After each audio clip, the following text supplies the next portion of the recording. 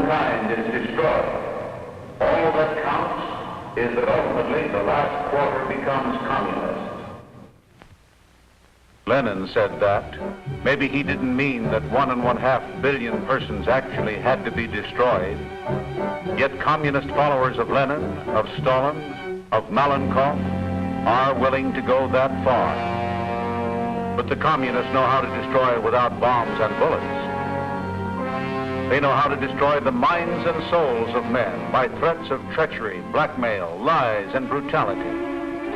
They have been so successful that today, in Europe and Asia, 800 million people, 1/3 of mankind, exist under communist tyranny without the God-given rights of freedom and human dignity. The communists have no intention of stopping until they are stopped. This is the story of a major battle for peace, the story of how you and other free people can stop them by using the weapons of peace. This is the story of your crusade for freedom. It has been the lot of most of us in our lifetime to have witnessed 3 attempts upon the security of our country and our way of life. World War I, World War II, and more recently, Korea. The objective of all our enemies has always been the same: to destroy the dignity of the individual and substitute the rule of tyrants. The shooting in Korea is over, at least for the moment. But the battle for freedom goes on. You read about it every day in the newspapers, and you hear about it every day over the radio and television from commentators like myself. Possibly you're tired of it. Possibly you want to forget. Maybe so, but your enemy isn't tired, and your enemy is not relaxing. This film will tell you about one vital way in which communism is being fought, and of how you can help in that fight. The battleground of peace today is that strip of strategically located countries stretching from the Baltic to the Black Sea, known to all of us as the Iron Curtain countries: Estonia, Latvia, Lithuania, Poland, Czechoslovakia, Hungary, Romania, Bulgaria, and Albania. They are not big countries geographically, but they contain 70 million freedom-loving people, our kind of people, who share our culture and who have sent millions of their sons and daughters to become part of these United States. Some call these countries the satellite nations. More accurately, they are the captive nations of Europe. Their freedoms were stolen by the Soviets. Caught in the backwash of World War II, their peoples were given no choice. They had Soviet rule forced upon them, like it or not. They do not like it. You may ask, why should I be concerned with the plight of 70 million people in far-off Central and Eastern Europe? The answer is simple. Because if the battle for peace is won there, the battles of World War III may never be fought.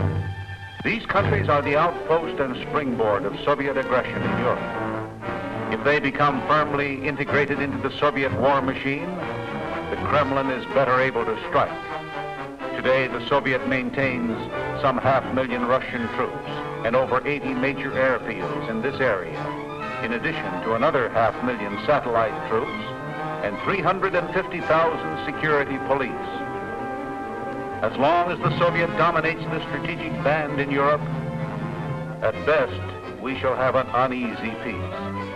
But these countries are not yet firmly integrated into the Soviet machine. They have taken everything a vicious police state could throw at them, and they have not knuckled under. So long as they don't, so long as hope and encouragement from free peoples maintain their resistance, the Soviet is off balance. It is the lack of certainty about what the satellite troops would do in time of war, its fear of disrupted lines of communication, that is keeping the Kremlin unsettled. Our future depends upon continuing to keep the Soviet off balance and thus lessen the danger of another world war.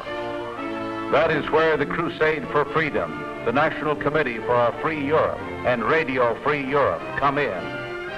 When after World War II, these nations were swallowed up by the Soviet one by one, it was painfully evident to the free world that we could no longer tolerate such a thing. General Lucius Clay, then United States military governor of Germany, drew a line around Berlin and said, "No further." History was made in 1949 with the Berlin airlift, providing a lifeline for almost 3 million people, a symbol of American determination and an unparalleled example of technical superiority. But this was just a beginning. Once communist objectives were apparent, a group of Americans, as private citizens, decided to do something to combat them. They formed the National Committee for Free Europe. Someone had to tell the enslaved peoples that they were not alone, forgotten, forsaken. And the one sure weapon for penetrating the Iron Curtain was radio. Thus, in 1949, the idea of Radio Free Europe was born. Its first station went on the air July 4, 1950. From the first 7.5-watt transmitter of those days, Radio Free Europe has grown until today it is the voice of free Czechoslovakia, the voice of free Hungary, the voice of free Poland, the voice of free Romania, the voice of free Bulgaria. Today, these stations operate 21 transmitters out of West Germany and Portugal. One transmitter, rated at 135,000 watts, is one of the most powerful medium-wave transmitters in the world. The others are short-wave transmitters, most of them with a 50,000-watt signal. Over these transmitters, programs are broadcast from 18 to 20 hours each day to captive countries, a total of 2,500 hours a week. To overcome the efforts of hundreds of Soviet stations to jam them, Radio Free Europe transmitters are operated on a wide range of wavelengths to guarantee the programs get through to the countless receiving sets behind the Iron Curtain. In Czechoslovakia alone, for example, are 2,800,000 receivers. How is Radio Free Europe run so that the captive peoples will want to listen and will get something out of listening?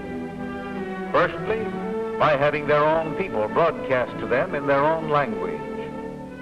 And then, by programming to their wants and needs. They don't need to be told how bad communism is. They know it better than we do. But they are fed lies and half-truths, day in and day out. They want the things the communists deprive them of. What are they? Truth about the free world. True news about their own countries and communities. Religion denied them in a slave state, their own music and culture. And laughter, especially laughter. There's nothing to laugh about behind the Iron Curtain. Laughs must be imported. For broadcast to the target countries, Radio Free Europe uses known and respected exiles and escapees, writers, political leaders, entertainers, editors from behind the Iron Curtain. They speak to their brothers not as propagandists for another nation, but as free men talking to men who are determined to be free. Radio Free Europe's broadcasts are not the only ones penetrating the Iron Curtain. The Voice of America, BBC, Radio Vatican, or others.